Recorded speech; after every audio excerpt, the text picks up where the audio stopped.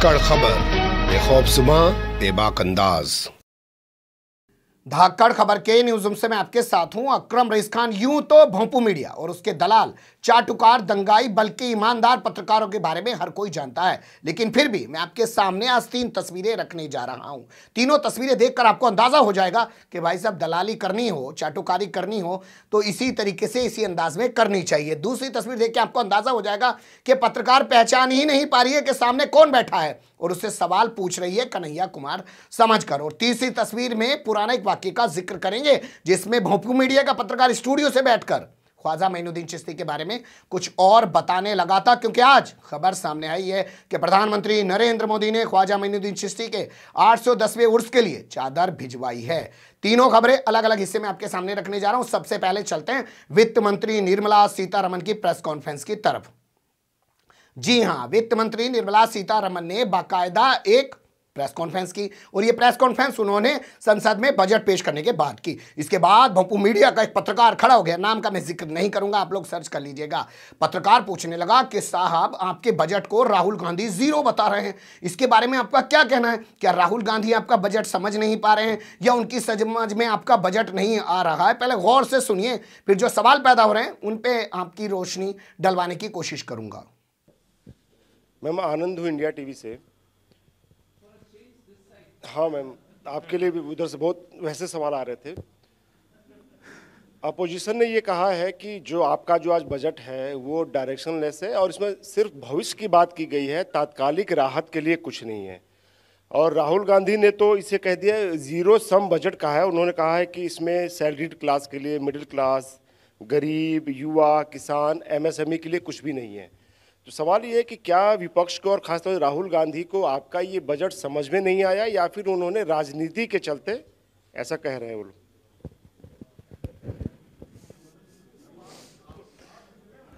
आप दीजिए जवाब, मैं भी दूंगी। अरे आनंद प्रश्न पूछे और मैं जवाब नहीं देती, ऐसे थोड़ी ना होती। I will give answer, don't worry.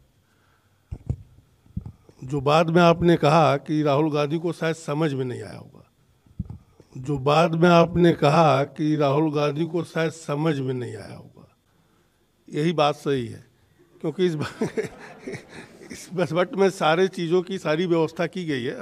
सुन लिया आपने, पत्रकार को एक नहीं कई बार वो रिपीट कर रहा है। मंत्री वो बात नहीं बोल रहे हैं जो पत्रकार उनके मुंह में डालने की कोशिश कर रहा है। अगर इस पत्रकार को तमीज होती पत्रकारिता की तो ये सवाल सिर्फ इतना पूछता कि साहब आपके बजट को राहुल गांधी ने जीरो बताया, आपका क्या कहना? पहले से ही कह रहा है उनको, इसी को तो कहते हैं दलाली चाटुकारी, कि राहुल गांधी आपका बजट समझ नहीं पा रहे हैं या राहुल गांधी की समझ में आपका बजट नहीं आ पा रहा है, आप क्या कहना चाहते हो? और एक बार नहीं बार बार कह रहा है, क्योंकि सवाल पूछने की औकात नहीं है। ये वो लोग हैं जो खाकी पहन के घूम रहे हैं पूरे देश के अंदर पुलिस वाले बन के, लेकिन जब उनसे इंसाफ की उम्मीद रखिए तो वो इंसाफ करते हुए दिखाई नहीं देते हैं।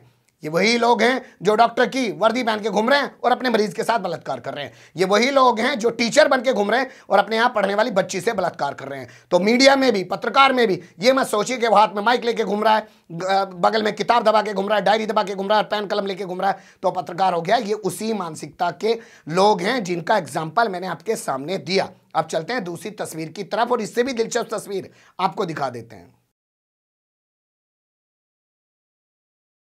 अब मैं एक वीडियो आपके सामने रखने जा रहा हूं, उसे थोड़ा सा गौर से देखिएगा और सोचिएगा कि महिला पत्रकार हार्दिक पटेल को क्या कन्हैया कुमार समझ के बात नहीं कर रही है। कैसे टुकड़े टुकड़े गए? कैसे? तो सत्तारूढ़ पार्टी मेरे मामा के लड़के थोड़े, वो तो कुछ भी बोलेंगे ना। वो मेरे मौसी के लड़के थोड़ी ना है, वो मेरे दुश्मन है तो वो तो कुछ भी बोलेंगे। वो जो भी बोले उससे मुझे क्या लेना देना? तो कैसे उनसे जीतेंगे? यही तो बात है कि कैसे जीतेंगे चुनाव। आप ऐसे सवाल करना बंद कर दीजिएगा, तब हम कैसे टुकड़े टुकड़े गए? हम क्या नाम, मैं कोई बलात्कार किए है क्या? किसी की हत्या की है? बताइए। आप पत्रकार है, कैसे टुकड़े टुकड़े गए? किस बात पर? रुकिए तो सही, जवाब तो दीजिए। हम मोदी थोड़ी भाग जाएंगे, जो सवाल है उसका जवाब देंगे। नहीं, बिल्कुल बोलिए, खुल के बोलिए। हाँ तो मैं वही तो बोल रहा हूँ ना। तो कैसे आपके पास कोई प्रूफ तो होना चाहिए ना। आप एक पत्रकार है, इंडिया टीवी के हैं, तो आपको ये समझ आना चाहिए कि कैसे बोलते हैं आप। आपके पास कोई प्रूफ हो तो बताइए। मैं गुजरात में रहता हूँ। अरे सुनिए, मोदी और अमित शाह गुजरात के, वहाँ कुछ नहीं कर पाए, हम गुजरात के ही है, तो ये सवाल क्यों? सुन लिया आपने।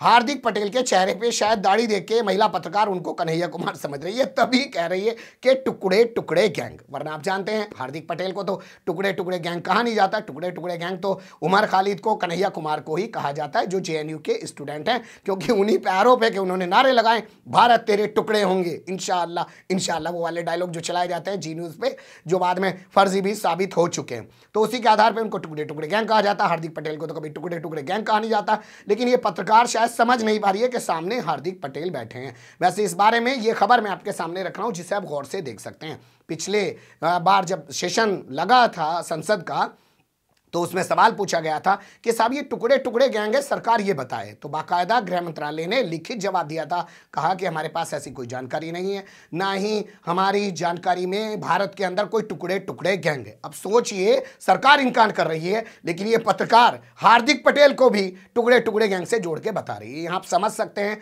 कि कितने महान पत्रकार हैं ये महिला इंडिया टीवी की पत्रकार बताई जा रही है। रजत शर्मा वाले की, जिसमें वो नौटंकी करता रहता है, मैं बचपन में पड़ोसी के घर में टीवी देखता था, मैं अपने पापा से कहता था कि मैं भी कभी इस टीवी में आ सकता हूं, और आज वो आपकी अदालत सजा के अपनी नौटंकी ड्रामेबाजी करता ही रहता है। अब तीसरी तस्वीर का रुख कर लेते हैं। तीसरी तस्वीर थोड़ी पुरानी है, लेकिन आज एक घटनाक्रम नया हुआ, इसलिए उस तस्वीर को आपके सामने रख रहा हूं। आज की खबर है कि प्रधानमंत्री नरेंद्र मोदी ने ख्वाजा मोइनुद्दीन चिश्ती के 810वें उर्स पर चादर चढ़ाने के लिए मुख्तार अब्बास नकवी को चादर दी। ये फोटो आप देख सकते हैं। एक तरफ से प्रधानमंत्री नरेंद्र मोदी ने चादर को पकड़ा हुआ है, एक तरफ से मुख्तार अब्बास नकवी ने चादर को पकड़ा हुआ है। अजमेर में जाके वो इस चादर को चढ़ाएंगे। हमेशा से हर साल ये प्रक्रिया प्रधानमंत्री की होती है, लेकिन नाम को ध्यान में रखिएगा कि किसके नाम की वो चादर भेज रहे हैं। ख्वाजा मोइनुद्दीन चिश्ती के नाम की वो चादर भेज रहे हैं। अब कुछ खबरें आपके सामने रखते हैं अमीश देवगन की, जो आज भारत के सबसे बड़े न्यूज नेटवर्क यानी कि न्यूज 18 इंडिया का एंकर है। शाम को 7 बजे आता है, बोलता कुछ है, मुंह से निकलता कुछ है, या सामने लिखा कुछ होता है, पढ़ता कुछ है, उसके साथ ये सब चीजें चलती रहती है। तो वो बोल रहा है ख्वाजा मोइनुद्दीन चिश्ती को अलाउद्दीन खिलजी, और बोल तो गया, और उसके बाद हंगामा खड़ा हो गया। आपको याद होगा FIR दर्ज हो गई, सुप्रीम कोर्ट गया FIR से बचने के लिए, मामला पेंडिंग पड़ा हुआ है। हालांकि बाद में उसने माफ़ी मांगी और उसने कहा मैं अलाउद्दीन खिलजी की बात कर रहा था, लेकिन मोइनुद्दीन चिश्ती के बारे में मैं बोल गया। तो क्या है, इन्हें पता कुछ नहीं है। ये वही लोग हैं जो सामने 3 इडियट फिल्म की तरह जो है चमत्कार को बलात्कार पढ़ते हैं और तेलंगाना को तेल लगाना पढ़ देते हैं। लेकिन यहाँ इस पत्रकार से एक सवाल बहुत जिम्मेदारी से हम पूछना चाहते हैं कि जो तुम्हारे आका हैं, जिनके लिए रात दिन जी हुजूरी करते हो, वो चादर भेज रहे हैं ख्वाजा मोइनुद्दीन चिश्ती की दरगाह पर, और तुम ख्वाजा मोइनुद्दीन चिश्ती के बारे में क्या बोल रहे हो? कभी कम से कम कुछ तो होश में आके बात करो। 3 तस्वीरें थी, मुझे लगा कि आपके सामने रखनी चाहिए। अच्छी बुरी जो भी हो आपके सामने रख दी। कमेंट्स के रूप में अपनी राय ज़रूर दीजिएगा। खबर को लाइक करें, चैनल को सब्सक्राइब करें और ज़्यादा से ज़्यादा हमारी खबर को शेयर करें। फिर ऐसे ही किसी सुलगते हुए या उलझते मुद्दे लेकर मैं आपके सामने हूँगा हाजिर। फिलहाल अभी मुझे दें इजाज़त।